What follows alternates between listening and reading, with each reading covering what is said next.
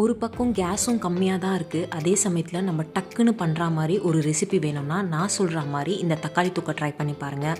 தோசை, இட்லி, சப்பாத்திக்கெலாம் அல்டிமேட்டாக இருக்கும். வாங்க எப்படி பண்ணுறதுன்னு பார்க்கலாம். ஒரு பேனில் ஒரே ஒரு வெங்காயம் போட்டுக்கலாம். பூண்டை குட்டி குட்டியாக கட் பண்ணி போட்டுக்கலாம். 3 தக்காளி, பழுத்த தக்காளியை போட்டுக்கோங்க.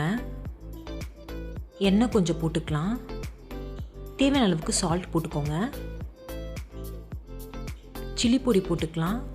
மஞ்சள் பொடி கொஞ்சம் போட்டுக்கலாம். 2 ஸ்பூன் அளவுக்கு மல்லிப்பொடி போட்டுக்கோங்க.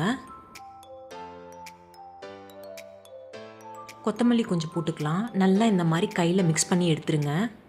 மிக்ஸ் பண்ணி எடுத்துட்டு நல்லா மூடி போட்டுருங்க. மூடி போட்டு ஒரு 5 நிமிஷம் நல்லா வேக வச்சு எடுத்துருங்க.